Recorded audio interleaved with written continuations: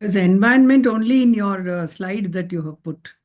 मेरे को budget का कुछ दिखाई नहीं Namaste and greetings. I, Sana Ansari, researcher at IMPRI, Impact and Policy Research Institute, Prabhav एवं नीति अनुसंधान संस्थान, Nai Delhi, extend my warmest welcome to you all to IMPRI Web Policy Talk. We are gathered here for panel discussion on Environment and Union Budget 2025 and 26 as part of IMPRI's 6th annual series of thematic deliberations and analysis of Union Budget 2025 and 26. This discussion is organized by the Center for Environment, Climate Change and Sustainable Development, IMPRI Impact and Policy Research Institute, New Delhi, as part of IMPRI Web Policy Talk series. I welcome all of you to this enlightening deliberation and thank you for tuning into this discussion. Now let me introduce the esteemed gathering. Our chair for the session is Professor Krishna Raj, visiting professor, IMPRI, Professor, Center for Economic Studies and Policy, Institute for Social and Economic Change, Bangalore, India. We welcome you, sir. The distinguished panelists for the session are Mr. Soumya Datta, co-convener of South Asian People Action on Climate Crisis in New Delhi, Professor Sami Malamani, Senior Advisor, Wash and Waste Management, CCDC, Center for Chronic Disease Control, former professor at National Institute of Urban Affairs, New Delhi, and also a visiting professor at IMPRI. Mr. Deb Aditya Sinha, led Climate and Ecosystem, Vidhi Center for Legal Policy, New Delhi. Ms. Pratna Bora, Independent Advisor to Environmental Startups, and Mr. Himanshu Shekhar, Senior Editor, Political and Current Affairs, New Delhi Television Limited, NDTV, and also Senior Visiting Fellow at IMPRI, and Ms. Bhavreen Kanderi, founder of Warrior Monks. Welcome everyone. We look forward to learning from our esteemed gathering. Now, without any further ado, let us start the program. To begin, we have a brief presentation by Dipangshi.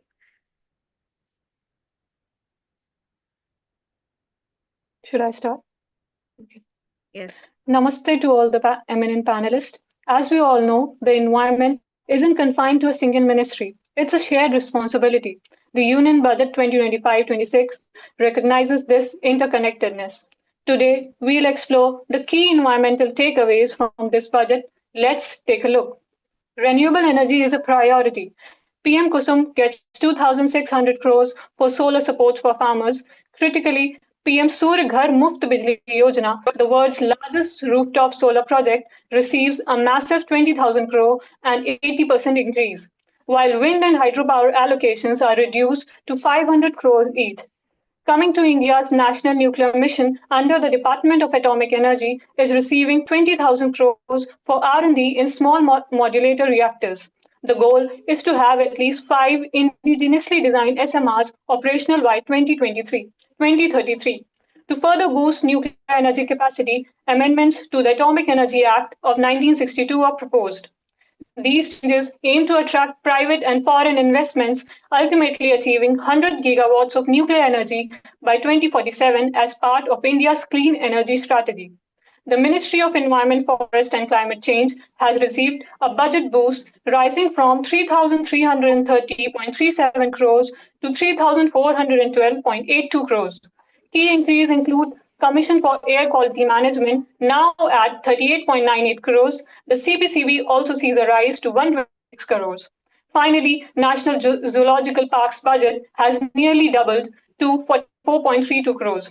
Agriculture faces budget adjustments. The overall allocation for agriculture and allied activities has been reduced by 5,042 crores, now at 3,71,687.35 crores. The Pradhan Mantri Fasal Bima Yojana also sees a significant cut of 3,621.73 crores. Despite these reductions, the government is pushing for sustainable agriculture through the PM Dhan Dhan Krishi Yojana, focusing on crop diversification and improved irrigation in 100 districts. The National Mission on High Yielding Seeds, with a 10,000 crore allocations, aims to develop over 100 climate resilient seed varieties, emphasizing long-term agricultural productivity. Now coming to the Ministry of Heavy Industries and Public Enterprises, who is the prime driver of the National Manufacturing Mission, which receives 100 crores. This funding is strategically targeted at boosting domestic production of key renewable energy components. This mission strongly supports clean tech manufacturing, aiming to build a robust domestic ecosystem for these vital components. Furthermore, custom duty cuts on critical minerals, including cobalt, lithium, and others, will provide a significant incentive for EV and battery manufacturing. Turning to blue economy, maritime development receives a substantial 25,000 crore. This will support substantial coastal aquaculture, mariculture, coastal ecosystem restoration, and shipbuilding repair industries.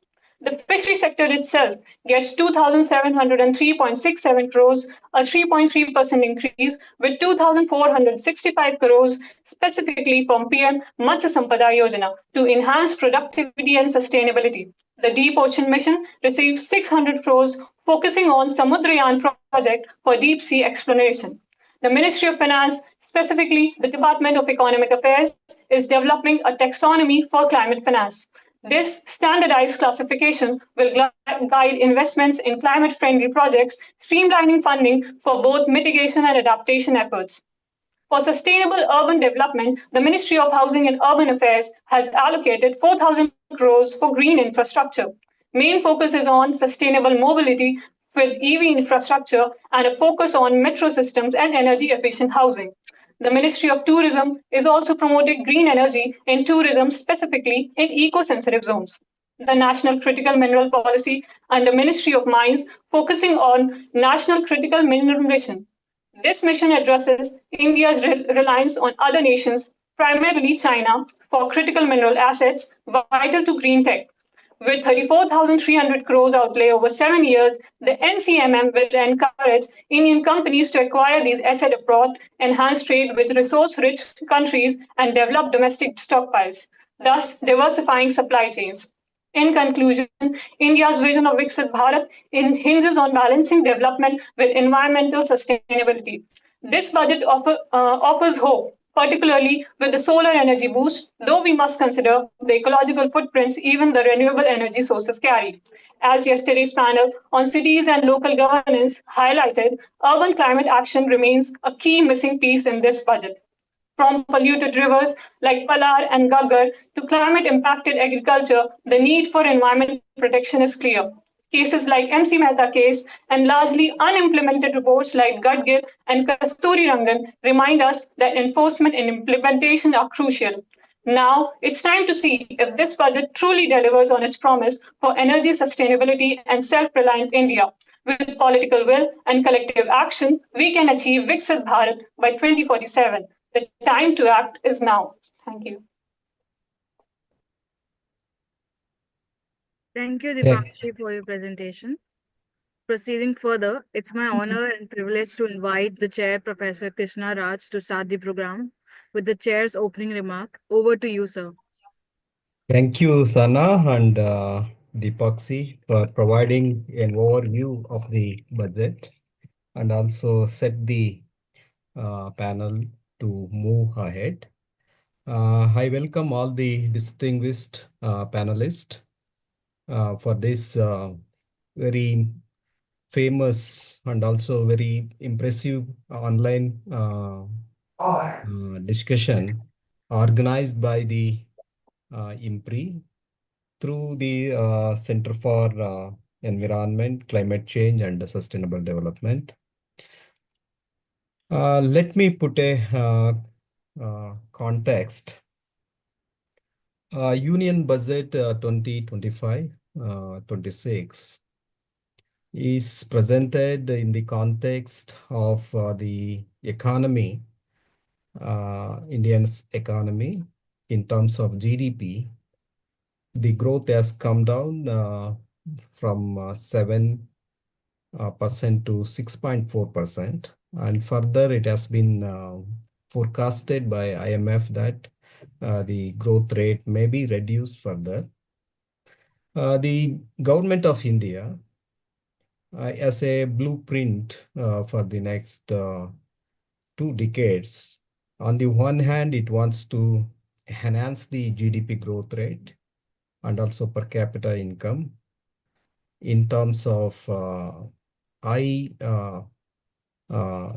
income country or In other words, we call it as Vikasit Bharat by 2047.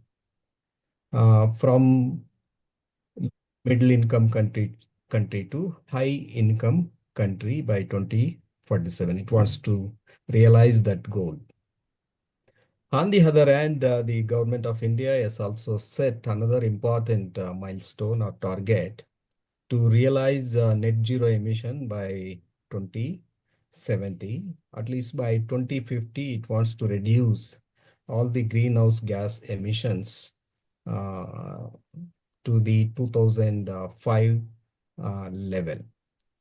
These are the two policies which contradictorily moving ahead, but somehow the budget tries to make a convergence between economic and environmental policy in terms of allocation of resources and announcing of various programs to address the issues of climate change, address the issues of environment, and also address the issues of various other sectors, including agriculture, industry, and also transportation sector. Of course, urban sector is the one of the key sector for mitigation of greenhouse gases. In this context, I am very happy to chair this very impressive panel.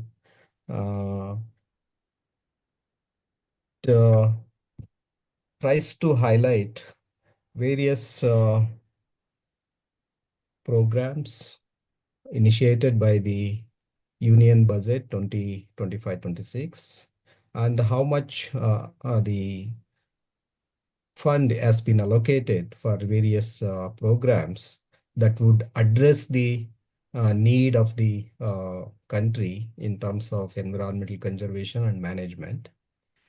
So the program, if you look at the various programs, the flagship programs announced in this budget is that mitigation programs have been highly prioritized in terms of production of lithium within the country, that is battery, basically to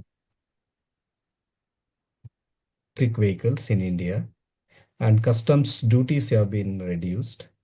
On the other hand, the promotion of nuclear power plant has been given priority. Of course, there are other mitigation programs in agriculture sector. Just now, the Epoxy has mentioned. Those programs would also help some extent to bring address the climate change mitigation issues. Overall, the union budget tries to give an impression that it wants to realize sustainable development in terms of mitigation and adaptation to climate issues. And on the other hand, it wants to enhance the GDP growth rate and per capita income. So the total allocation, as mentioned by Deepaksy, it has slightly increased from 3,330 crores to 3,412 crores this year. Is a small percentage increase in terms of 2.5% increase in the allocation. And there are the programs which address the issues of climate change, issues of sustainability, and issues of environmental conservation. We have seen in recent time is that on the one hand, the coal production will continue in the country and also along with thermal production. Further, the mitigation activities in terms of afforestation, you might have seen a recent report by the Forest Survey of India. A huge tract of forest has been depleted. So in terms of quantity, but more importantly, in terms of quality also, the forest has been deteriorating. So in order to address the mitigation, we are almost promoting the technology as a solution But if you look at EV, electric vehicles, their charging, they are using basically the power generated by the thermal coal, basically, and other sources of energy. And that will swap the energy which is produced somewhere else, and it has been used in the cities. But the pollution in villages and other parts of the country will continue. So is this a sustainable solution, electric vehicle or EV or even solar energy, for example, because we are using lots of solar panel and that generates lots of heat also. These are these are all the technological solution the government wants to achieve mitigation through technological solution. But most importantly, the forest and the biodiversity, water, and also the other important natural resources, even land, ocean, that play an important role in mitigation of the greenhouse gases, a natural absorption of greenhouse gases. So those understanding in the policy is very important in the budget context. The second approach is that the mitigation has been given highest priority over adaptation. This is the another way we can understand the budget. In what way, in where we are moving towards green transition, that is also an aspect we need to discuss. So I stop here and I welcome all the panelists to debate around the programs allocation and also other important issues to be considered for the way forward. May I invite first Professor Shyamla Mani to provide your inputs on the budget connecting to the environment. Madam, you have 8 minutes, but I will caution you or ping you around 7 minutes so that you can conclude by another. Is it okay? Yes, definitely. Thank you so much. Yes, madam. Please go ahead. Thank you so much. Professor Krishnaraj, I definitely agree with you that this is more of a growth budget, and it looks like the government is really focused on the fact that so many people have commented about the GDP growth and the growth rate, which has gone up and fallen, and not enough and not sufficient. And I also, have been trying to hunt through the budget to find whether there is anything. I mean, that like what you mentioned, those items are there, but and also the presentation that was done, but it doesn't reflect the fact that. We are in a kind of a different situation in the world, and especially in countries like India, especially being so close to the equator, and there are so many of our states which are facing so many of these issues. Like you rightly pointed out, it is if at all there is anything in the budget, it is more towards mitigation, highly, if at all. Although, like you also said, when you continue to emphasize on the not only just the coal production but the entire fossil fuel subsidies, the renewable energy doesn't have a chance, because it is very difficult to ignore the explicit implicit subsidies and then try to go for renewable energy. Like you said, that there may be some specific schemes, like they have said about the the Surya program, and that Surya Ghar, and for the houses and all that. But like many people have pointed out, how much is the real impact? Is it will it really help us to meet that kind of targets which they are trying to project. Even atomic energy, it has got. I mean, if you are if you really do a proper think through, you also have to see what are the not just the environmental compensation, but also that what are the kind of infrastructural arrangements that you have to make. When you give such a big push to things like nuclear energy. This is, we have gone through this whole aspect even in the 90s, that, so many of the nuclear energy programs could not really go through entirely because of this very fact that, finding land for burying the waste or any of those issues, like compensating people, whose lands are taken away, or even, what is the impact of, when you either mine for whether it is lithium or any of the minerals that they have mentioned. There is, of course, a huge, push in this budget for the minerals mining also. But when you talk about environment and the budget, what you would really like to see is whether there is a kind of a proper association. That is, what are the kind of impacts that this kind of push will have, and what is the kind of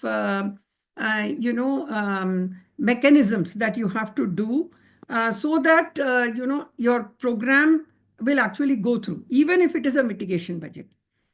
And I feel that some of these many of these projects, whether it is solar or, of course, wind, this time has in fact lost out. It has, in fact, the budget has been reduced, and some of the other cases also, the adequate amount of, like, for instance, I'm largely from the waste sector, and last year we saw quite a big push for biomass based, like biogas and Satat program, and how to link PNG. And like somebody pointed out, the urban aspect of how to link waste management. And this year there is absolutely nothing on it. So even if it is a mitigation budget, or even if it is a budget which is, promoting EVs, electrical vehicles, and the batteries which are required for it, and also mining and minerals, so that we are self-sufficient. It doesn't doesn't have a think through, according to me, because for instance, there are also ways that, last year also, or the year before also, there was a lot of emphasis on how we can do electronic waste recycling, so that, some of those rare earths and some of the minerals which we require for increasing manufacturing in the electronic sector, even for the electronic vehicles, we would have ways of finding it. This year, I find that there is absolutely no integration whatsoever between some of these sectors, which would have actually also led to, and there is no, obviously, everybody has mentioned that there is no mention of unemployment and how the, how they are going to, there are so many potential, like, for instance, we consider, at least in the urban sector, so many waste workers. We are not just talking about only waste recycling in terms of plastic or paper or something like that, but even in the e-waste industry, I mean, if you really do proper skill development, and there is, of course, a huge case for just transition. These are the kind of places where we could have actually linked, renewable energy with, just transition, with utilizing urban workforce, and also linking it with, waste management. and several other urban programs, which were all started in the last, I would say, 10 years, but there doesn't seem to have had any integration. And even the Jal Shakti and that Madam, 7 program minutes are yeah. over. Yeah. So there also I find that it seems to be all in separate silos, and most importantly being also associated with a health organization, Center for Chronic Disease Control. I would say that the most important thing about adaptation, we are finding that state governments are now feeling really nervous. There are so many state governments which are themselves trying to say that heat is a very important problem that they are going to have, floods and drought and rehabilitation and sanitation. There are states in which whether it's Tamil Nadu or Kerala or Odisha or so many other places, or even Assam, where flooding has become such a big problem that we are not able to go ahead with sanitation and even water, the Jal Shakti Yojana programs. So I feel that there should have been much greater emphasis that now that we have crossed the 1.5 degrees Celsius increase, that adaptation and along with mitigation and especially rehabilitation, prevention, and much bigger funds allocation for safeguarding the population and getting them to be much more resilient. That is what I would have expected from this budget. Thank you. Thank you, Professor Shyamala, for your beautiful explanation about how these policies impact really on the meeting the targets, and how the infrastructure has been in place to make these programs more successful, and also addressing the mitigation and adaptation issues. And most importantly, you took us to the some of the sectors which have been grossly neglected in the budget, including the waste sector, waste management, and also, of course, the waste management, including how these batteries will be managed in the coming days, especially in urban areas, if that waste will become a most important challenge for managing, that will be having lots of carcinogenic effect on the health of the people. And without having a clear picture on waste management, we are certainly encouraging EV craze that may not end up in many disasters. Thank you. You have covered several other things. I am not in a position to summarize, but I will come back. Thank you very much. Now I have a pleasure to invite Mr. Soumya Datta, co-convener South Asian People's Action on Climate Crisis. It is your turn, Soumya Datta. Please go ahead. Okay, thank you, Professor Krishnaraj, and thanks IMPRI for organizing this like the last few years. Let me start by saying a little harsh comment that this government is absolutely not serious about environment. In fact, the Ministry of Environment, Forest and Climate Change, the name sounds good, but it has become a Ministry of Environmental Clearance or fast environment clearance. Let me also put some figures in perspective. People are saying this budget has increased. The Environment Ministry has got 9% increase from the revised estimate. But as Dipangshi's presentation also shows, the original allocation last year was 3333. From that, there is a 2.5% increase in the absolute term. But if you account for 5.35% inflation, the budget has actually gone down, because the inflation in the urban areas probably is a little less, but rural areas. But overall, it's around 5.25, 5.3% inflation. So budgetary allocation has been cut for the ministry. The second perspective that I want to give is this budgetary allocation of 3,413 crores is roughly rupees 23.45 for the whole year for each person of India. of 145 crores. So you are spending, or you plan to spend 23 rupees for every person, knowing that 90% of Indians are exposed to very high levels of air pollution, that around 60% of Indians face some kind of climatic extreme event or climate impact every year. And in this, roughly 70 to 75 crores of people who has to work manually in extreme heat index condition, and heat wave is not the most lethal condition. Heat index is the most lethal condition. And this government also knows, because the Ministry of Arts Science, which you can also consider that in some way it contributes to the knowledge building in the environmental sphere, given that the Ministry of Arts Science brought out this report on the climate impact in June 2020 over Indian region. So given this scenario that you are spending absolutely little on environmental aspect, let me also quickly give some comparisons.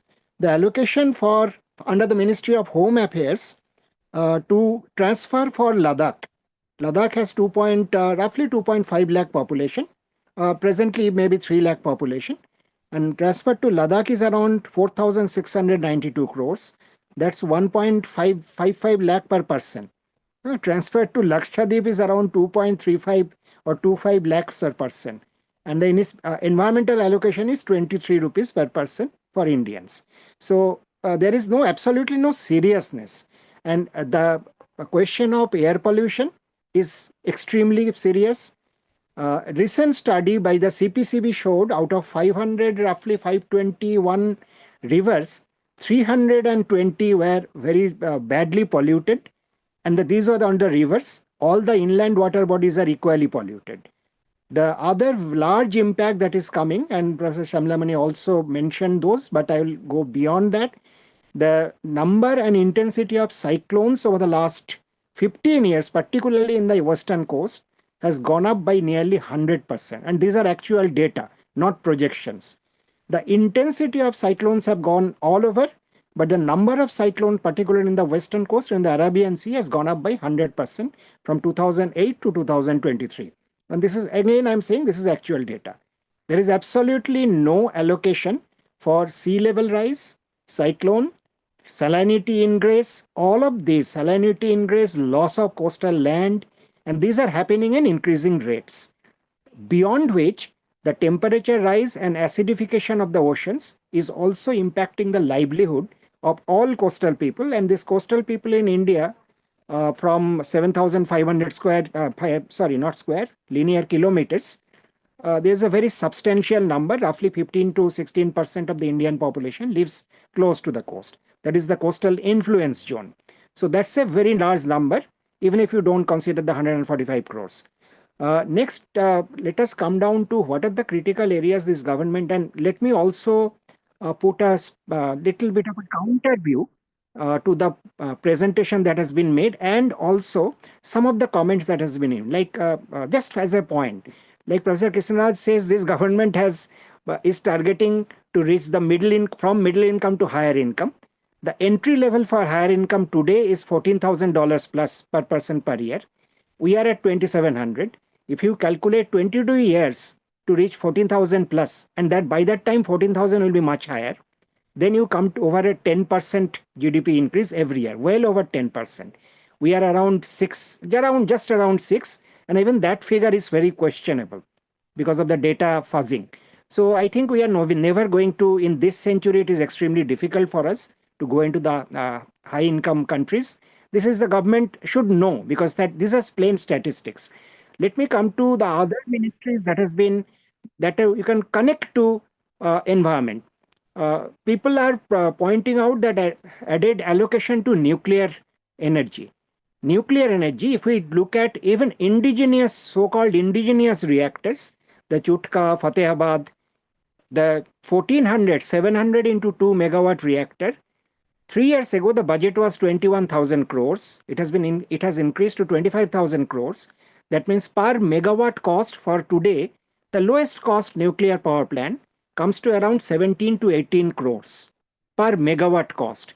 Whereas for solar photovoltaic, it comes to 4.5 crores. Even for coal, it comes to around 5.5 crores.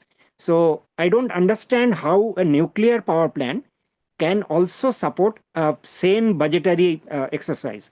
Beyond that, nuclear power plants are extremely polluting in terms of radioactive leakages, radioactive gases, and not only for accidents.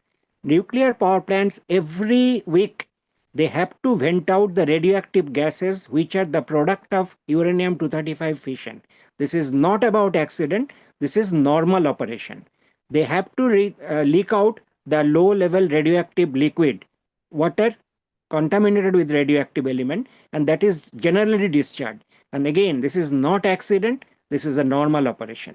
So Soumya Datta, you have taken 7 minutes. Just okay. So last point is that the other point, renewable energy, the cost is much less. The environmental impact, everything has an environmental impact. If you have to live a very frugal, reasonable life, you will have to have environment impact. And there are n number of studies of externalities, external impacts, which shows wind energy has the least impact in terms of electrification. But in India's case, I'll just end with these two observations. We have not started the transition.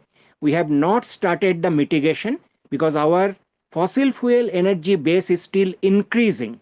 So we have not started the mitigation. Only some of the additional demand is being made by renewables. So that needs to be very clear. Second, I'll highlight this again. We needed a very substantial allocation for adaptation programs and resilience building programs. We needed to be first doing vulnerability mapping all across India for the vulnerable geographies and vulnerable communities. And based on that, we should have supported our state climate action plans. All the states have their second version of climate action plans. All of them are lying defunct. We come for that one way forward. In way forward, we will discuss all these things. Thank you. Yeah. Thank you, Soumya Datta. You made it very clear that the allocation is completely or grossly inadequate to meet the targets. And if you take inflation into consideration, actually the budget is less than the actual budget allocated.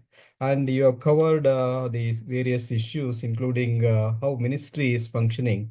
It is basically, you titled it as a Ministry of Forest, Environment and Climate Change as Environmental Clearance Ministry rather than preserving, conserving and managing the environment. It is well taken. Your point is well taken.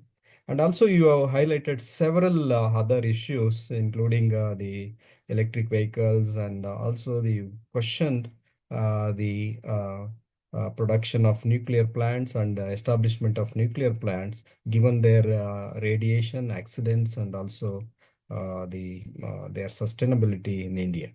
So you have also really come out with the per capita expenditure in terms of environment. It is grossly inadequate. That is 23.45 rupees per person in India. This clearly shows that where we are heading in terms of environmental conservation. I thank you very much for your impressive presentation. Now I will move on to the next panelist, Mr. Debaditya Sinha, Lead Climate and Ecosystems, Vidhi Center for Legal Policy, New Delhi. Debaditya? Yeah, hi, can you hear me? Yes, very much. Okay. Please go ahead. Yeah, thank you. And thank you, IMPRI, for organizing this talk since last 4-5 years at least. After hearing previous post speakers, they have already highlighted the issues, and I fully agree with Soumya Datta sir also. Like, the priority of ministry is, if you see the action, like, the mandate is fine, conservation of environment, wildlife, and taking action for climate change. But if you talk about the action, so budget gives you some indication. So point is important. First thing is that you can see in previous 2 years how much money we have been able to spend, even the budget, whatever we have demarcated for particular actions, how much we have spent. Secondly, how much priority we want to give to certain areas. Now, and this has clearly connection with the policy of the government and the amendment in laws which we have seen in last 2-3 years. They have been all targeted at ease of doing business or like, in generating more, I will say, profit. Because as the data, income and employment are still a bigger issue. And it is a result of the most of the companies in last 2-3 quarters, they have been very dismal. So the focus of the government has been to increase the profits of companies, and this inflates. So if we talk about the biodiversity and forest and wildlife, clearly we can clearly see that in last year, we have not been able to spend a significant amount of money which was demarcated for conservation of wildlife. So basically the budget, there's a heading for the development of wildlife habitats, we have budget for NTCA, all these things are there. And this can fairly give you an indication like, how much we have spent. So we all know that in the last 2-3 years, the Project Tiger Elephant was merged. We have closed some institution and then we merged to some institution to save the budget.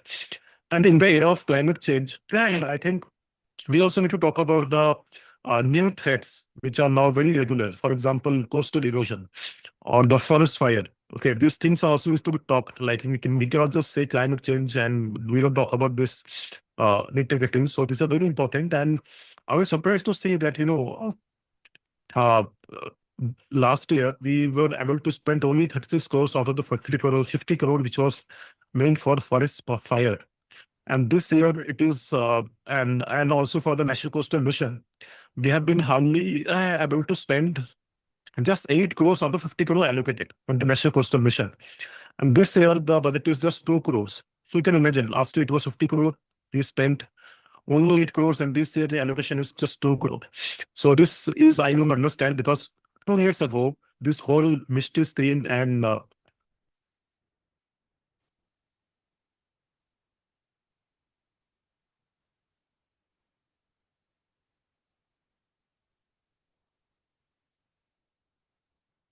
Hello,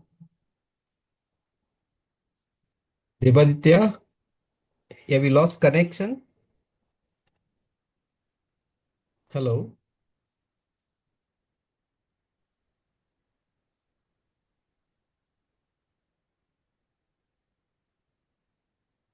Can you unmute Devaditya? Sir, your voice is not audible. Can you unmute Devaditya? yes, it is. Yeah, Yes, yeah. now Now you can go ahead. Okay, can I hear me? Okay. Yes. Yeah, sorry. Right. So there's some technical issues. So like this budget is very, like, if you see about forest fire and coastal conservation, the government is not serious. It is very, very clear. And also, if you see the budget of National Tiger Preservation Authority, although we are critical of the functioning of the NTCA, the way they are operating, like, extending their jurisdiction from tiger to cheetah and all this thing, which are not a great priority. But even if you see the budget which was allocated, they have spent very less amount of money. And same for if you see the thing called Interim Development of Wildlife Habitats, there is significantly less expend on that front. Now, there are 2-3 things where we have done great. I think this grid-based solar energy has witnessed a significant boost in terms of incubation, because last year the budget which was actually approved, it is nearly double we have spent, and this year the budget has increased several times. So this Kushal Yojana and all these things. So I think this decentralized solar, we are doing great. Also, last year, if you remember, we again verified the National Green Hydrogen Mission as an alternate fuel for transportation. But this budget, we have not heard much about it, and it was just, we came to know from this budget document that we only spent 50% of what was the original allocation in the thing. One more important thing which I want to highlight here is that in the budget for wind and hydro are also slowed down. So, and we all have been like saying that, wind and hydro is not alternative to clean energy, because wind has significant impact on the land and the biodiversity, which was livelihood. Similarly, hydro has several issues. So in that way, I think the decentralized solar power apprenticeship is better. But I think again, as you say that, the focus is on GDP, and one speaker was saying that thing. I think this is unfortunate part, because we see GDP as the basis of development. The GDP is only production. It doesn't take account the environmental cost, social cost. And if we keep GDP chasing the GDP numbers, then obviously the focus will be consumerism. And if you increase consumerism, then the efforts to actually conserve and will be less. And this we have also seen the case of this zoological park. And in the presentation, you already said this thing that the budget of zoological park has increased. At the same time, the budget for biodiversity conservation ecosystem has actually underspent in the last 2 or 3 years. And the reason is, like you can see in the last couple of years ago, this forest amendment bill came, which actually amended the Forest Act to exempt certain activities, and zoo, safari, ecotourism was one thing which we clearly also mentioned this thing in the we submitted to Parliament also, Parliament Committee, under challenge in the Supreme Court also, that zoo, safari, ecotourism are not forest activity, but the law amended it and they allowed the states to build zoos, big townships. Like zoos doesn't mean like small things. These are like big townships planned inside the forest. So I think the focus has been developing, you commercial utilizing this thing.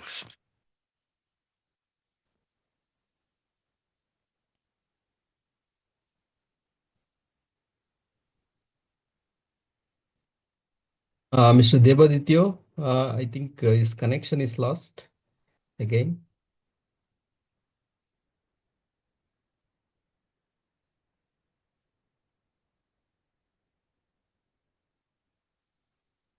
Debadityo?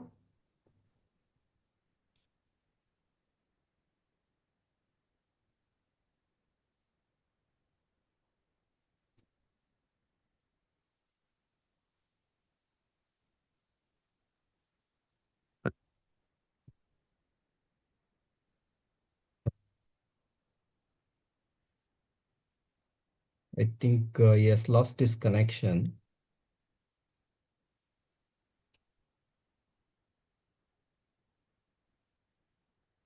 Shall we go ahead with another panelist? Shall I invite another panelist? Yes. Yeah, that would. I think you may be given opportunity in the discussion also. Now, let me welcome Imansu Shekhar. Sir, he will join a bit late. He's covering speech. Okay. Now, shall I invite Prarthana, Miss Prarthana Bora, Independent Advisor to Environmental Startups. Prarthana, are you there? Yes, I'm here. Thank you. Please. Yeah, thank you so much for accommodating and for inviting me, Professor Krishna and IMPRI. So I have been listening to the comments, and I of course agree with Professor Mani and what Mr. Somidatta said, as well as what Deboditya said. But I wanted to bring in a different kind of a perspective in terms of the budget, and I primarily work with industry, startups, small industry. So I think, what I'd like to bring is the angle that the budget, kind of brings forth from an industry perspective. And if you look at it from an industry perspective, this is very, very decarbonization driven budget. And I think it's not so much of about the environment anymore, the environment that we talk about, but I think it is very much driven by an industrial narrative where, which benefits what is happening in the global space to make our industry more competitive. So I think, some observations, I don't have a detailed, I don't have a lot of detail, but if you look at it from the decarbonization narrative, the top 250 odd industry, the listed industry, between 2021 and 2022, if you look at the percentage use of renewable energy, it increased from 5% to 9%, which is very little. And much of the discussion in the industry is because on the supply side, how do we make this RE, whether it's hydro, whether it's hydrogen, whether it's solar, whether it's wind, how do we make it accessible for industry to kind of enable the transition, not just in the operations and increasing operational efficiency, but also in the supply chain. So I think the move to expand nuclear capacity is driven by an industry need. And soon we will be looking at regulation that will bring the private sector in. So I think, that's an observation that I see having been in the ground and working a lot, intensively with industry. So I think the transition to bring in nuclear is actually because of the commitments that we've made overall in terms of our 2070 goal, and because of the pressure that we are facing now to advance that goal, because 2070 is a very long-term goal, and I think at some point of time, India is looking at, a leadership role as far as pushing the agenda of renewable energy. So I think the transition to renewable energy is driven. I'm not in a position to say whether it's good or bad, but I think the thought process is to enable the industrial decarbonization faster. And it's actually not so much about protecting our environment as much as it is to meet the decarbonization narrative that is being driven by the industrial and business community. So that's point one. The second is, I think it's a very pro manufacturing budget, and again, because of my work in the industry, I think the reason that it's a pro-manufacturing budget is because there is a lot of global regulation now that is coming to monitor our industry, and we need to figure out how to address those regulations, because I'm not talking about the top tier industry, but if we look at our small, medium industry, we look at, unlisted companies, we are not in a position to develop competitive markets, competitive products for the global market. And I think that is one of the reasons why the domestic manufacturing push is being encouraged, and there is allocations for startups as well as allocation for the small and medium industry, because it's more about helping develop products which would be competitive in domestic markets or in the global south, because of the regulatory environment in the global north. And I'm not saying that this necessarily means that we'll be developing clean products, but hopefully, if we have the right kind of push, then we could use this incentive to look at clean technology, clean products, clean energy transition. So there is a positive and a negative, but I mean it's how the industry looks at it. But what I'd like to really say is that it is essential, because otherwise the small industry is going to be in a very crucial in a crucial mess because of the global regulatory environment.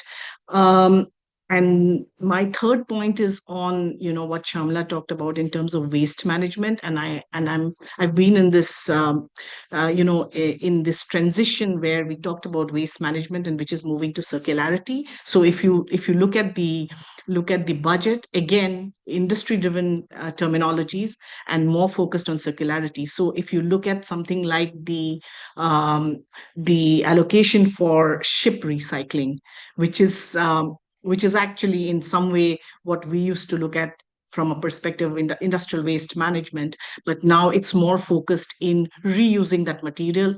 So I think it's interesting, because ship recycling is something that is again a very strong global narrative because of it, and globally also everyone is struggling to look at decarbonization net zero strategies for the ship industry. And I think the fact that we are looking at ship recycling and it has a separate mention, is something that probably also aligns with the government of India's,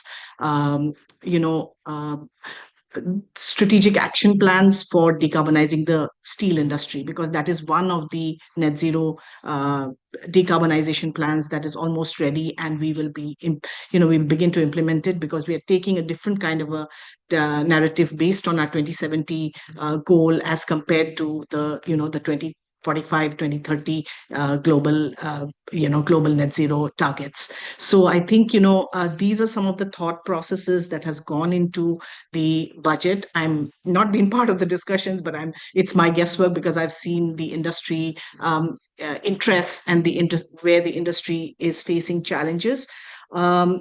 The positive side probably is the allocation to the drinking water mission, because again, I feel there is an industry push there, because water security is a major area that industry is now talking about. And there is a lot of drive from companies to go in, get to become water positive. So I think there is a link there. Prarthana, you have taken already 7 Yes. minutes. Yeah, just one more quick point. The sad part is where it moves away from not following the global narrative and the global need for industry is the focus on nature, which is going to be the next big thing in the business environment. So I think there the budget really misses out, because we have cut budgets for biodiversity conservation and nature conservation activities. So I'll stop there. Thank you, Prarthana, for your industry perspective is very much required, and you have provided a detailed industrial perspective on the union budget.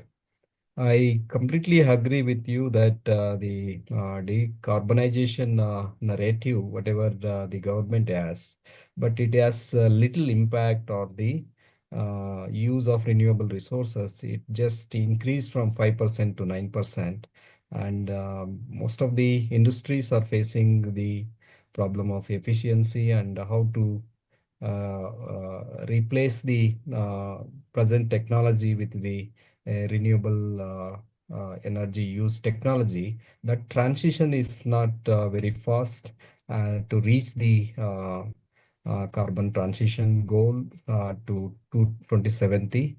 And clearly it shows that the leadership role is very important in order to address the climate change issue. I really enjoyed your presentation, and it gives a different perspective from the industry perspective. Of course, you have spoken many other issues, but let us take them back, bring them back in the discussion. Thank you, Prarthana. Now I move ahead and invite I think Imamsu has not yet joined. I will call Miss Bowri. I have joined, sir. Oh, you joined? Thank you, Imamsu. Please, Imamsu Shekhar is a senior editor, political and current affairs, New Delhi.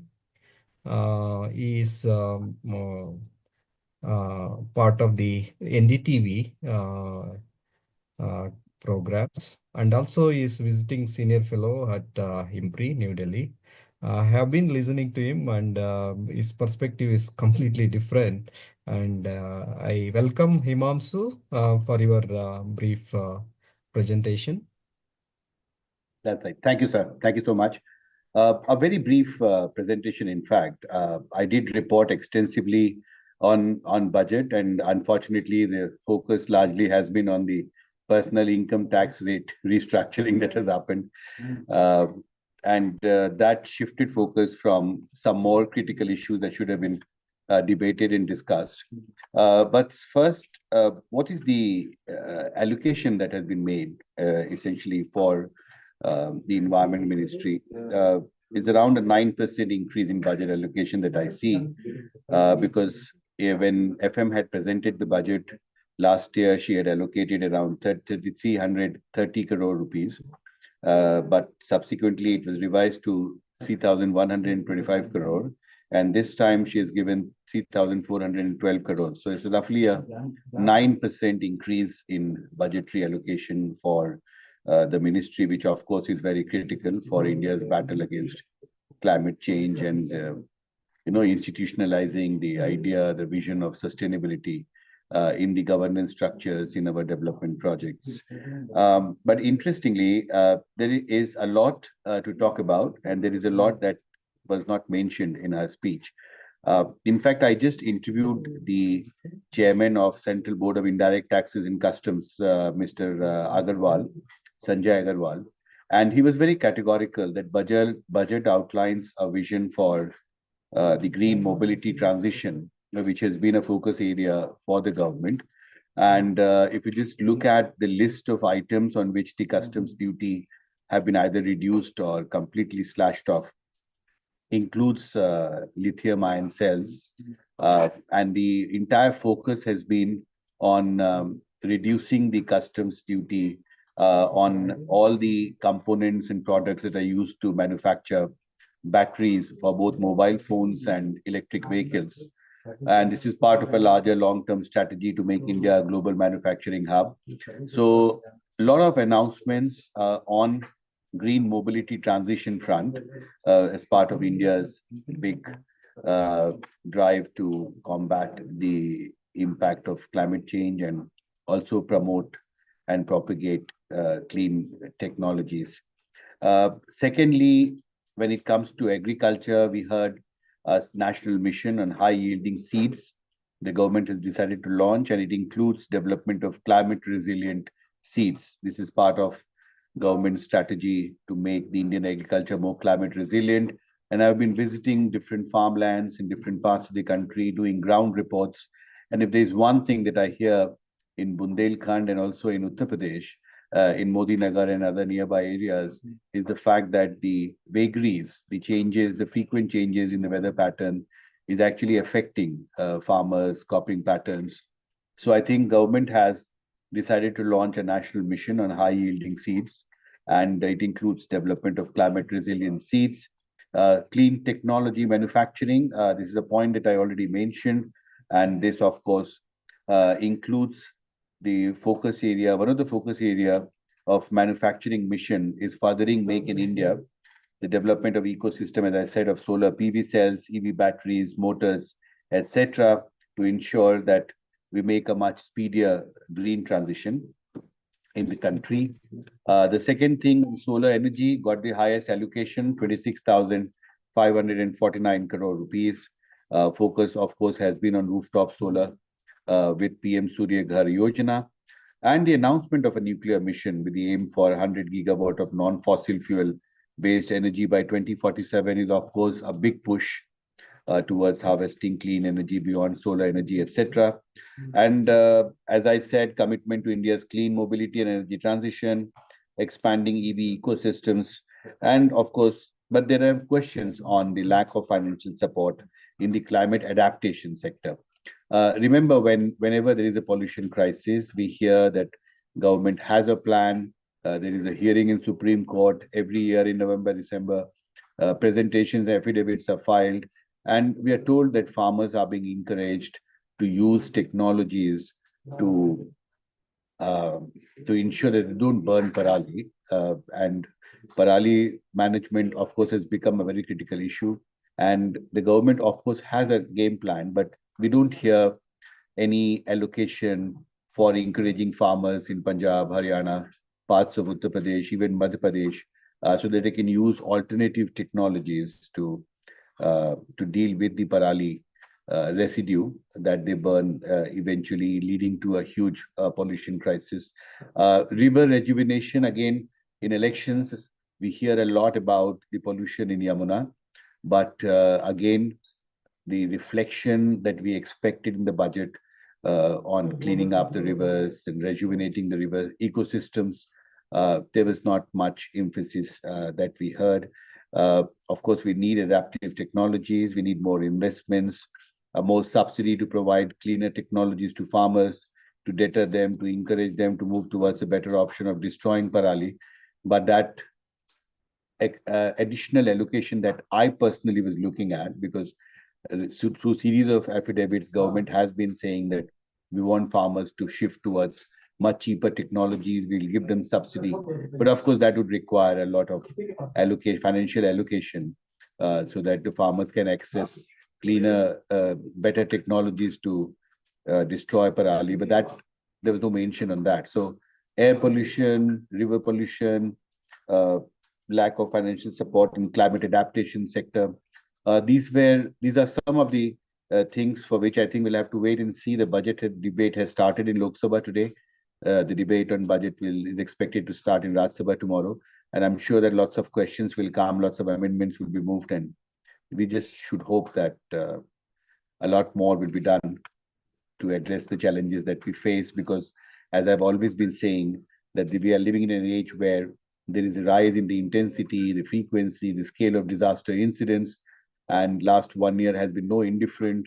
The heat wave crisis that we faced this time was unprecedented. And I remember at one time, the Mungeshpur area near Delhi-Haryana border reported 55.6 degrees Celsius. It became a big international story. I broke that news, but later on the IMD department withdrew that data. But of course, we saw unprecedented heat wave. 2024 has been the hottest year on earth, and the frequency of disaster incidents are rising. The weather patterns are changing. We have seen farmers struggle with it. So I just hope that there is more informed discourse and discussion. And the narrative is essentially on making India more resilient, climate resilient, will definitely get more focus. I mean, lots of work is happening. And I think I'm just looking forward to this big budget debate that has started today in Parliament, sir. Thank you so much. Thank you, Imamsu, for your making a very clear, focused discussion on the how weather patterns have been swiftly changing, and that has resulted in increase in the uh, uh, temperature level. It is as high as 55.60 degrees Celsius. It is alarmingly very high. And with this alarming climate, how farmers can do the agriculture without adaptation to some new technology, especially climate resilient crops. And this is certainly there is no focused uh, plan or budget allocation for the nearly 60% of the farmers in India. They depend on agriculture as a source of income or a employment. That really increases the crisis in India if we do not address that very important issues. Thank you for making your points very clear. Apart from others, other points also you have made, and I will come back on the other issues. Now I request the last but not the least, Miss Baviran. Bhavin will Bhavin be having some Kandari connectivity. is not there. She's not there. Having some connectivity issues. She was here. I'll just check Uh-huh. with her. We can go for second round, Krishna sir. Okay, okay. Yeah, thank you, all the panelists for making your views very clear. Let me provide you some a framework. This budget 2025-26, as some of you has mentioned, it is more into mitigation rather than adaptation. That clearly says that the mitigation programs are more technology oriented than the natural way they can address this issue. Of course, the adaptation has been received no mention except some Pradhan Mantri productivity increasing schemes in agriculture sector, identifying the sector agriculture districts which are having low productivity in agriculture production. That is nothing to do with climate change or climate resilient agriculture. My question to some of you is that every year the government announces the budget and comes out with some allocation, comes out with some programs. But overall, there is no reflection, there is no review of policies. And some of you has mentioned that allocation is different, and the revised estimates are different. And also there is a gap in allocation and spending. And that has resulted in misuse of resources, or the resources not being properly channelized for the purpose in which the programs have announced, like that. Further, the the whole, if you look at the whole climate change issue, the just transition, it means that the poor people, what role they can play, how they are being benefited in the whole episode of green transition or the climate change transition. So these issues are really very important to address the poverty, access to various resources, including housing, water, and access to forest, access to other resources. Thi- Therefore, how you can analyze the gap in the allocation and spending, and also how just the transition can take place with this type of allocation. One can think over on this issue, and those who are interested can come forward. Otherwise, I can call one by one, and you may take 2 to 3 minutes to make your points very clear. Shall I go by the same order, or shall I, some of you can come forward also, that is also fine. Otherwise, shall I call I can, Shyamla? yeah, I can Shyam. make some, yeah. Yeah, yes, Shyamla, please. Yeah, so as I was saying, even in the first round, that this the fact that the urban, especially the urban poor, and the policies which had been announced in the previous years for urban development or the urban poor, or even policies regarding how to accommodate as you were saying, the poor, and how that actual just transition can be brought about. What we notice is that there's a kind of swinging kind of policy. Like last year, there is something, and then there is no follow up, and then this year there is something completely opposite. And also, you can see the kind of policy development also that is happening. For instance, Prarthana brought out some very significant points about the industrial aspects, and the way the budget might have looked at what is the global compulsions that we may be having, and how we need to promote the various facilities that industries, especially the small and medium industries, they need to do. But and then also it was spoken by many people about urban mobility. So you started all with last couple of years in the before that you wanted to make it biomass based, as I said, like that was pointed out, or even hydrogen, and also green hydrogen. All these are actually connected with the sector which I spoke about, the waste management sector. And especially the segregated wet waste, which has been shown in cities like Indore, where they have been able to make Asia's biggest biogas plant, and also the entire urban mobility in cities like Indore is completely based on CNG, bio-CNG, and various other things. And bio-CNG has been utilized also in many small and medium sector industries. And so what you need to do is you need to also do investment in the grid development, and also the storage and various other things like that. I mean, you cannot, and today if you see, that particular policy has been completely abandoned, and there is no going further. So nobody knows what to do with that. And on the other hand, the waste management policy is completely changed, and now they are trying to, in fact, make it more incineration oriented, more mixed waste.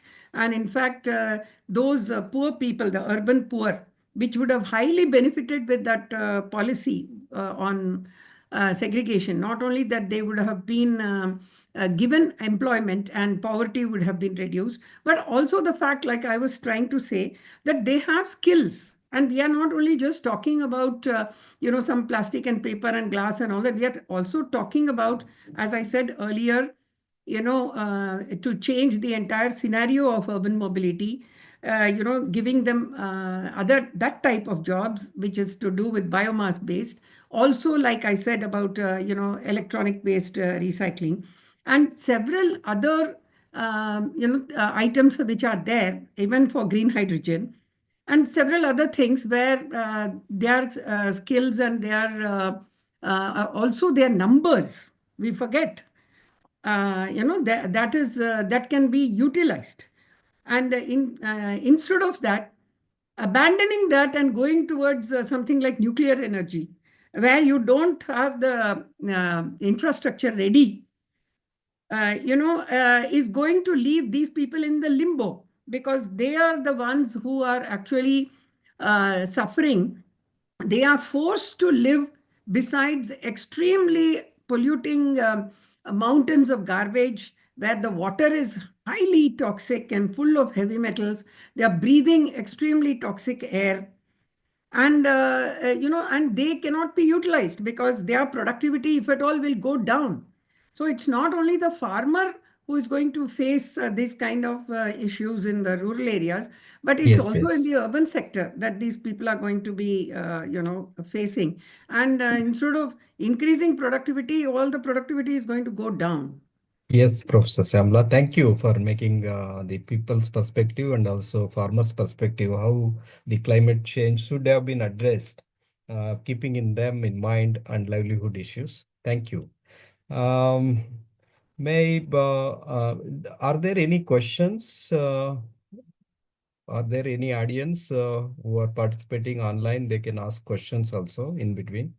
Otherwise, if there are no questions, I will go ahead with others. And one more issue I would like to flag for discussion here is that uh, Government of India in its green transition or transition towards low carbon economy, they have mentioned that lifestyle changes for environment. That is basically bringing the behavioral changes among the various sectors, among the people.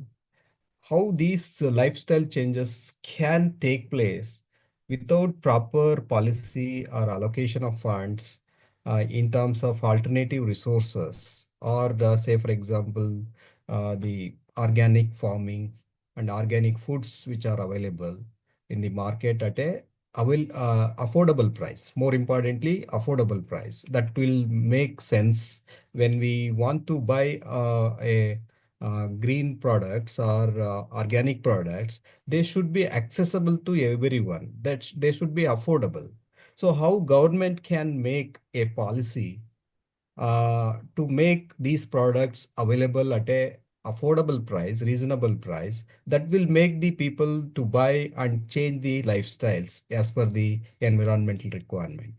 Are there any views by the panelists which Yes, can I can deal with respond this to some type of of the. issue? Can I respond to some of the first points you made?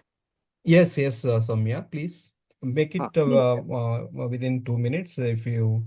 so Uh, nobody is nobody is complying, so maybe a little more. But let me first say we have very clear. We all, most of us, talk very vaguely about transition and just transition, without mhm, understanding what is transition is. In the last mhm, 150 years, particularly in the 19th century, we had three transition as human society. So we know what are the parameters by which you can measure whether you are doing a transition or you are just adding something. By that measure, the whole global society is not yet transitioning. The total primary energy that India consumes, 81% still comes from coal, oil, and gas. 81% after nearly 20 years of programs, etc. We are doing good, where programs, solar and all have been increased. But look at the other point that you mentioned, life. I was there, in fact, in the COP in Sharm el Sheikh when Prime Minister announced that lifestyle for environment. Look at what we are doing. Just adding some solar will not change lifestyles. On the one hand, you have to look at the supply side. On the other hand, you have to look at the demand or consumer side. On the consuming side, one of the major areas is transportation or mobility. Over the last 10 years, 15 years, we have been increasing our aviation infrastructure, the number of airports, the number of aircraft companies, the number of aircrafts, people exploding. An aircraft travel and air travel emits 7 to 8 times as much carbon dioxide than a good fast train travel per passenger kilometer. So this is an action which is completely opposite a transition. Forget about a just transition. Second, we are still expanding our coal infrastructure, both mining and coal power plant, which is completely against a transition. Forget about just transition. So the other way for looking at it is, yes, this could have been done. The solar that has been done, I welcome the government's push for rooftop decentralized solar. That was that, and somebody said that has performed very well, which is not true. That was still now the worst performing amongst the renewables. That's why this additional funding is very good, because if you recollect, when 100 gigawatt solar, target was 60 from utility scale, 40 gigawatt from rooftop, and we ended up with 7.5 gigawatt from a target of 40 gigawatt. So that was one of the worst performing renewable sectors. So last 2-3 years, the PM Surya Ghar and additional funding for that, this is a welcome change. And the problem is elsewhere also, because the implementation, the DISCOM, distribution companies, are actually the bottleneck. And we have worked with large number of villages and villages who we wanted to give into solar, but their DISCOMs are really a bottleneck. But that apart, giving a budgetary push is welcome. But look at every other sector of demand. The lifestyle that we are pushing, given the national cooling program, it is focusing exclusively on air conditioning, whereas passive cooling and passive heating is almost completely absent.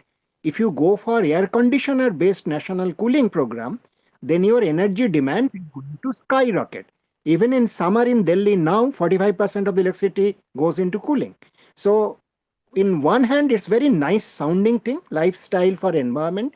What this government is pushing is actually lifestyle for destroying the environment. And not the last Thank point you. is, the last point I want to mention, 2070 or 2060, these are meaningless, laughable targets.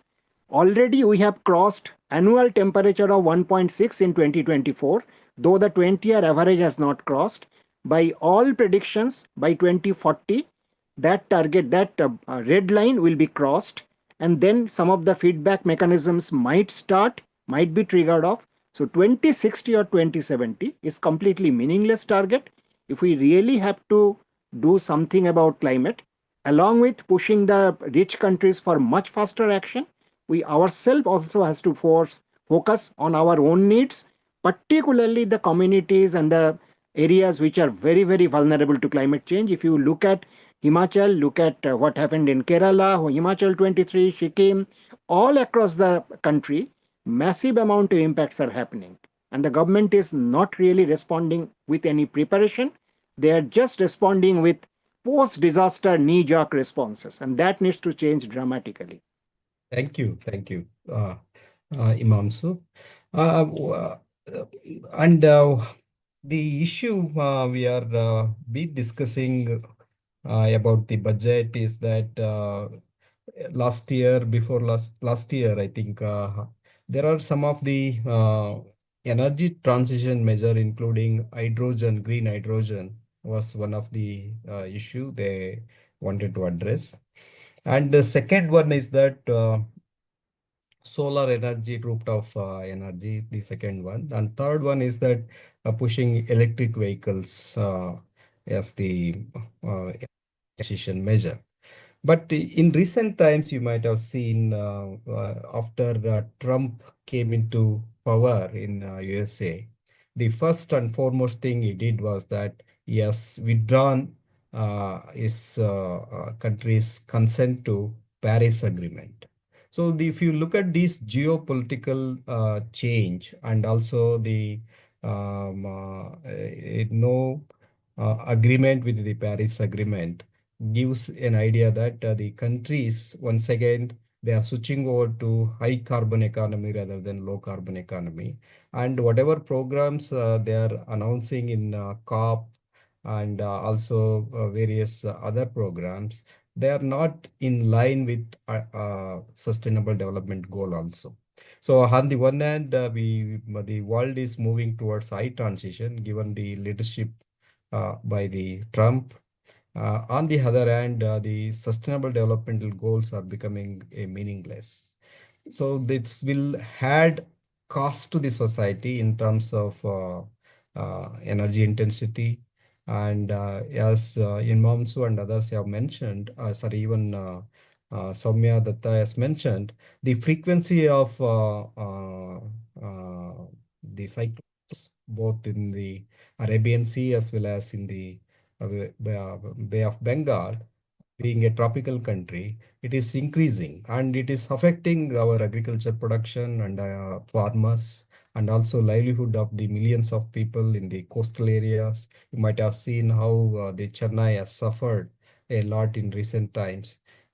So why the governments, including the USA and also Indian government and other governments, they are not paying adequate attention to the problem of climate change, the problem of environmental degradation. If you look at um, uh, the pollution in New Delhi, and people are silently suffering from high particulate matter, suspended particulate matter, which has crossed even 600 parts per million. So the governments, with their policies, whether they are going for economic welfare of the people or they are mandated in this way, and why they are not in a position to take the opinion, collective opinion of the people in addressing the both developmental issues and environmental conservation. Anyone can comment on this issue. The way the governments are approaching for economic development, they are silently killing the people in terms of environmental pollution, imposing cost on the society. Just one point I want to add, sir, here, Himanshu. Imansu, please. Your voice is a little feeble. Can you close to the Yeah, mic? Be yeah. Can you hear me now? Is better? No. You have to earlier you were fine. Now I think your voice is a little feeble, weak. Okay. Still not better? Now it is better, but Better. still Okay. you can head It's close to important the mic. the point that Be you close made. to the mic. Yeah. The important point that you made, you just look at the global effort to combat the debilitating impact of climate change. The Sustainable Development Goals, as you said, of course, we are far behind the target. I had the privilege to meet UN Secretary General on the sidelines of the G20 summit, and he was very categorical that climate change is running much faster than we are. And the global community, despite all the commitments that were made in the Paris Climate Conference and then also in the SDG summit that was held in the UN headquarters, those commitments are not being kept. Now, the outcome is not only limited to disasters. I just want to share one important fact with you. The Indian Council of Agricultural Research has prepared a report that in the wheat growing period in India, that is between January to March, the average increase in temperature in next 15 years is expected to be around 2 degrees Celsius. And the report says that if that happens actually on the ground, the wheat production is expected to decline by 5 to 7%. Now, this is something very, very significant in the context also of the food security challenges that India will face because the population is rising. We do know there is a free food scheme which is in force since the COVID period, March 2020, almost 5 years now. And the number of people who are dependent on free food grain scheme, of course, is very, very high. So the challenges are not only on the front of the losses that we are incurring from disasters, but even the food economy is expected to be affected more and more at a time when the population would have increased much far more in next 15 years. So the question that you asked, the answer is, of course, there is a lack of commitment. The second is the role of state government is very, very crucial. We do talk to government officials and they say that the center alone can't fight this battle. But what are the states doing on the ground to actually address these challenges of climate change, of the impact of changes in the weather pattern, on the cropping pattern in states? There is not much active, serious action happening on the ground. In Uttar Pradesh, I've done ground reports where farmers would say that nobody comes to us to talk to us about the losses that we have to incur because of unseasonal hailstorm at some time, and then the temperature rose, I think, in February 2022, which actually had a very bad impact on the wheat crop. So I think the challenge is becoming more complex, and the commitments that nations have made at the global level that they don't seem to be working hard, and that is the reason why every summer we hear is the hottest summer ever recorded on Earth. And 2025, of course, will not be any different from 2023 and 2024. So the challenge is growing. We all know where the problem lies. But as you said, there is a problem of commitment, especially on the part of the big developed nations like US, for instance. And I remember when Trump won the elections, when I interviewed environment experts here, there was a lot of disappointment in terms of the kind of policies we know that Trump has been pushing for, especially the coal-based energy sources, etc. So I think this is a big challenge, and we need to keep Yes. brainstorming and sensitizing the society that a lot more is done. Yeah, thank you very much, Imamsu, for your candid opinion on the recent developments and how the leaders are they are lacking in seriousness in addressing the climate issue, keeping in mind the some of the countries where population nearly 30 to 35% of the population live in poverty. We are really endangering their lives and livelihood with the actions and policies we are pursuing right now. And I think rich can adapt, but the poor, as you rightly mentioned, the climate temperature in Delhi, how people forced to live under the some of flyovers. This is really scary, and we are running out of time, and we are moving towards the suggestion or recommendation or solution part. And do you think that given the uh, inadequacy of policy response by the government and also the environmental governance is very poor given the programs and also allocation, do you think that NGOs and people can raise their rights and they can come forward to form a climate club of things, and they want green growth, they want just transition, they want the sustainable development, and the policy should be more focused on sustainable development goals like that. And what is the role of society, and what is the role of NGOs and civil society and society in this regard?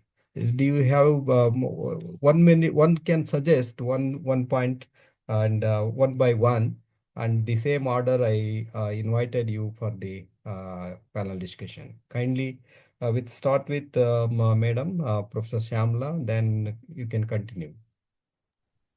Thank you. My suggestion is that, if we have already, been told by so many well-known economists that, India is going to have a very difficult situation of even reaching middle-income countries level, and forget about the high-income countries level. So what should we actually be looking at? We should be looking at whether we can safeguard the lives and livelihoods of our people.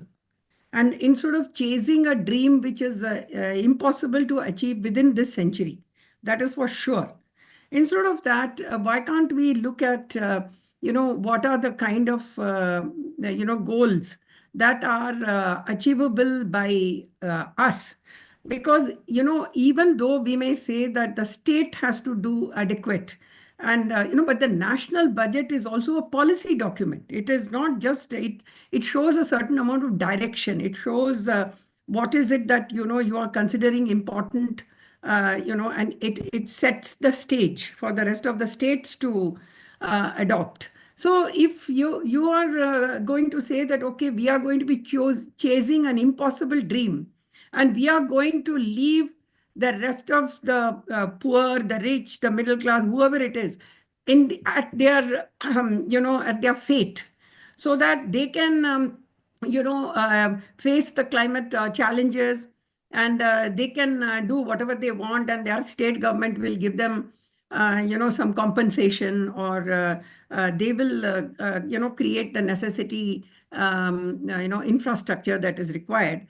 That I don't think is the correct way to go. I think even the union government should reflect in its policy that we care, and how, whether it may be in the farming sector, whether it may be in the urban sector, or in the mobility, or in the industry. We really need to show that people are first, and what are the ways in which you see, even the UNEP has come out with a report that the IPCC has been very, very conservative in the way it has been predicting, and in fact things are happening, and if they are even predicting that within 30-40 years the AMOC can shut off, which means that we will have even much greater problems in the northern hemisphere.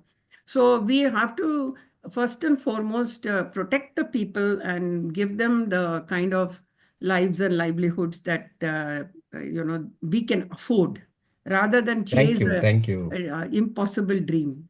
Yes. Thank you, Professor Shyamlamani. And now, Himamsu.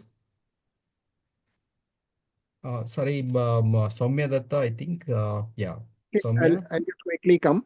See, Yeah. We have very clearly our responsibility of mitigation is there, but it's not primary.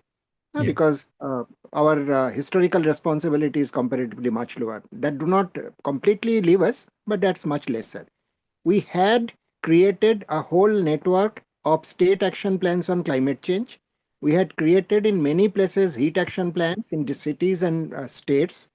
These were supposed to be starting in 2009-10, after the National Action Plan on Climate Change, when the state action plans were started, the first round.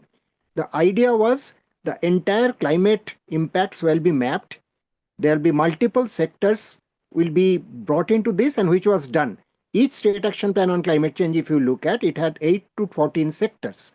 And these were supposed to take care of climate change impact and making agriculture sustainable, making water sector sustainable. All of these are there. Unfortunately, these were not supported budgetarily. These became documents to be revised every 5 years, not to be supported fully in budgetary terms or even seed funding. So we already have some kind of base to start our work with. We have a knowledge base after 2020, with the Ministry of Arts Science, the report that they released, because the IPCC report, you must understand, this is a global report, so it's not as granular. But the IITM prepared report by Ministry of Arts Science, it's much more granular on India. So we know what kind of impact in which geographies are going to increase by roughly what amount. So these two can be married. Proper allocation and proper action plans need to be worked out, part of which we know are in the public domain. And that need to be supported fully. And apart from that, I last comment, it's not only the government. There are a lot of civil society initiatives which are already happening. I personally am working with the Fish Workers Forum, National Fish Workers Forum in the coastal areas. I am working with the National Street Vendors, the National Hawkers Federation, to build up their capacity to build up their resilience to heat wave and heat index and urban flooding. But these NGO or small group efforts will always be limited because they don't have the resources to reach out to very, very large scale. This can Thank you. only if the Thank you. government has to accept and escalate this to a national scale. Thank you. Thank you, Professor, Mr. Somyadatta. And now may I call upon Himanshu Shekhar. Himanshu? Yes, sir. Can you hear me? Yeah. Yeah. Yeah. Still, This- your voice is feeble, but still, yeah. you go ahead. That's better. Yeah. Sir, essentially, I Can think you? I think your volume is reduced. Can you give more volume? Increase the volume. is it better now? Better now. Yes. Is it better? Oh, it was down. Okay. Okay. Yeah. So thank you very much. You see, we have enough laws.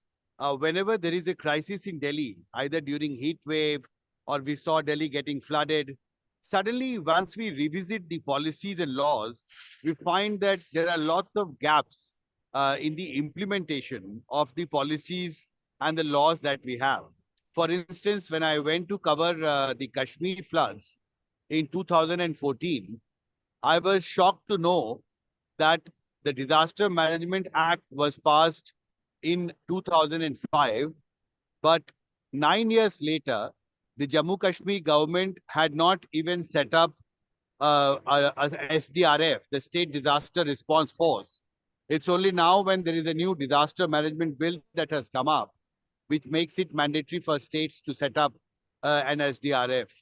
So there are lots of fault lines in terms of how seriously we are actually implementing the policies and laws and the action plans that we make. And the second, I think, is there is a gap that we see. As a reporter, I can tell you that I also interact and interview lawmakers in Delhi, in Parliament, in NDMA, in NDRF. But when I go to the ground, I see people are helplessly struggling with the problem on the ground. There seems to be a big gap in terms of how effectively the policy makers are actually connecting with people, with climate vulnerable communities on the ground. And the third thing I want to say is the mapping of the problem. In Sikkim, for instance, a report in Parliament by the Parliamentary Standing Committee said that the glacial lakes, the majority of the glacial lakes in the Himalayan region have not even been mapped. An official said that we don't even know that more than 90% of the glacial lakes in what condition they are. It's only when a disaster happens and a glacial lake outburst happens that we all wake up, oh, climate change is affecting the Himalayas, the glacial lakes are breaking down. And the fourth thing I think is weaving a vision of disaster risk reduction vision in the projects and development plans that we have. If we just look at the Chamoli incident, unfortunately, around 104 NTPC professionals are still missing, and the plant was completely washed away when the Chamoli glacial lake outburst happened. There were warnings, but those warnings were ignored by the state governments, essentially on the ground. And the outcome we all know. So we know very little about the state in which our glaciers are. We know very little because we haven't launched a large-scale study. It's only recently, a few months back, that a team of officials from state government, NDMA, and paramilitary forces were sent to study glacial lakes. And they could study only 8 glacial lakes. And we have hundreds of glacial lakes in the Himalayan region. So I think we have to identify a problem. We have to first study the problem. Correct. So we need to Correct. launch large-scale studies to actually get primary data as to what has been the impact of climate change, let's say, in the Himalayan region. And once you have the primary data, then you know where the action has to be initiated. At the moment, we don't have the primary data. And if you don't have the primary data, you don't know which are the problem areas. So from policy making to policy implementation to effective action on the ground, I think we need to work far more proactively. And we need a people's movement where actually we include people who are living in climate vulnerable areas. Climate vulnerable communities have to be weaved in the policy making processes. And we have to include them in the implementation of any such climate adaptation strategy. Thank you, sir. Thank you, Imamsu. Thank you. Thank you so much. You have highlighted a very important issue on glacier lakes that is very much required. And we cannot face one more disasters like that in Sikkim that happened. Now may I request Debaditya? Yes. Uh, Yeah, please. thank you. I hope I'm audible. Yeah, please. Yes, Yes. yes. So actually, Professor Krishna, you asked a very relevant question, the role of civil society. And I'm very Yeah. critical about it Mhm. because, we have to ask ourselves, like, as a civil society, are we asking relevant questions? Like, when you talk about laws and policies, who will show the mirror to the government? Who will speak about the issues? Issues are very relevant. Now, Yeah. see the misplaced priorities, the Andaman Nicobar development project.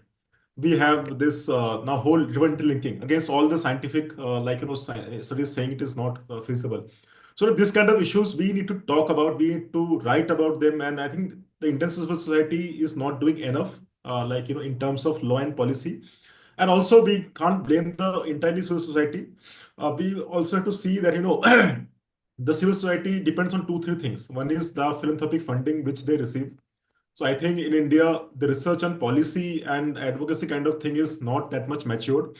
And secondly, the government is also not very welcoming. Like, if you ask to any big or small organization, there is enough information. I don't think we have lack of any data or information to do this thing. What we need is like firm political will and enforcement on the ground and to make the law. But what we are seeing, the laws are being diluted, and I just now Samita sir wrote that disaster management bill is amendment is passed. It is regressive. Like, to go in these details, you need expertise. And then also government should listen to you. It's not that, if someone is writing something which is not very sound music to the ears of some bureaucrat, then their fear of, like, when I speak to people, like very big organization, they all say that, this is very sensitive information. Okay, and we have to be careful. So, this kind of thing, we have to first work on that, like, as a democracy, like, you gave example of Trump. Now, when Trump withdrew from the UN the climate commitment, the Bloomberg came up, and so there's committed to fund the some shortfall in this climate change. And the beauty of democracy is that you can have diverse views. So I think we, as a civil society, as a think tanks, and as a other organization, we have to talk to each other. We cannot work in silos. And mainstream organization, big organization, and the grassroots organization, and people like academic institution, everyone has to talk together, and government also has to listen to people and take feedback on the these things. Otherwise, like, these issues cannot be just left as it is, because there are too many competing interests and markets will take over. So government's duty is also to support free market and also put the checks and balances so that it doesn't become unsustainable. So yeah, that's Yeah, thank you. Making a very interesting point for to go ahead. Now, may I request Prarthana? Are you there? If is not there, shall I call upon Baurin? Baurin? I think Baurin is also not there. Okay, let me conclude. A very interesting, very fascinating discussion we had about the how climate change and it is bringing havoc and also threatening the very livelihood and also the existence of human beings apart from biodiversity. The policies which are being promoted, they are more into economic development rather than addressing the climate issues. This clearly shows that there is a huge gap between policy and action in order to address the climate change and just transition and reducing the greenhouse gas emissions. The target which we are fixing, they are really unrealistic in nature and they may not be achieved with these policies, the current policies. The second thing is that even though there are various state action plan on climate change, and they are just mentioned by imams and others, they give only the idea of the changing environment, changing climate change. But in order to address those recommendations in the state action plan, there is no clear-cut climate budget. So therefore, I have been working on this area, and especially for Karnataka State Action Plan on Climate Change, and to provide state climate budget for this action plan on climate change. But in reality and practice, there is no much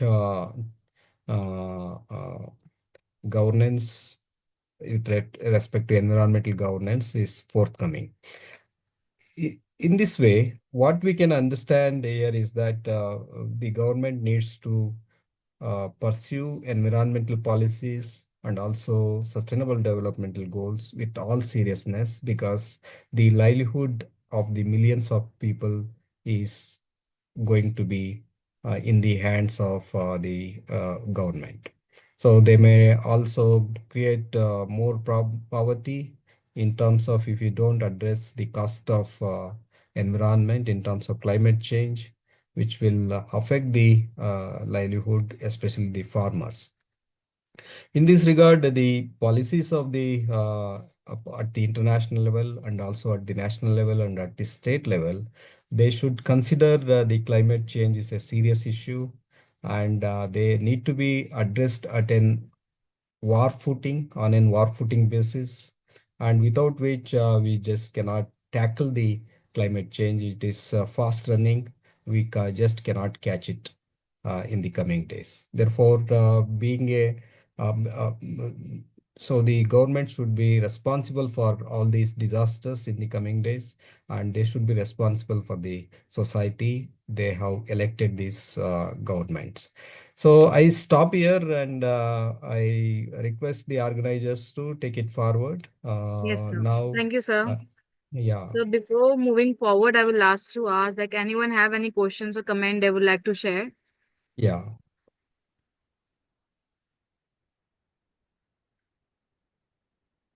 Okay, so there are no questions. So, okay, with this, I would like to proceed to form a vote of thanks. As we come Let to me the end thank of first the IMPRI for giving me this opportunity, and also conducting every year this awareness panel discussion, and that will certainly help understanding the perspective from various perspective on the budget and also the environment. It is a great program. I thank especially the Dr. Arjun, for having me here. Please go ahead, madam. Okay, so thank you. I So as we thank come all the the end of panelists for their very wonderful discussion on the issues. Thank you, every one of you. Yes, please go ahead, madam. Yes, sir. Thank you. As we come to the end of today's discussion, I, Sana Ansari, researcher at IMPRI, Impact and Policy Research Institute, would like to propose the formal vote of thanks on behalf of IMPRI Center for Environment, Climate Change and Sustainable Development. I would like to thank all of you for attending today's deliberation, a panel discussion on Environment and Union Budget 2025 and 26. We are grateful to our chair for this session, Professor Krishna Rajji, our esteemed panelists, Mr. Soumya Datta, Professor Shyam Malamani, Mr. Dev Aditya Sinha, Ms. Pratna Bora, Mr. Himanshu Shekhar, and Ms. Braveen Kandhari for taking out their valuable time and taking part in this discussion and enlightening us. We thank all our participants who have raised important questions and actively participated in today's celebration. We are grateful if you're watching us later on the YouTube channel or listening to us on various podcasts or reading our publication. You may also find more thematic events or book discussion under IMPRI Web Policy Talks series. We hope you continue to join in future to our IMPRI Web Policy Talk and Web Policy Learning as well. Wishing you a very good day. Good evening. Thank you. Thank you. Thank you to IMPRI. Thank you, Professor Krishnaraj, for conducting a wonderful session. Thank you. Yeah, thank you, madam. Thank you. Sir. Thank you, one and all.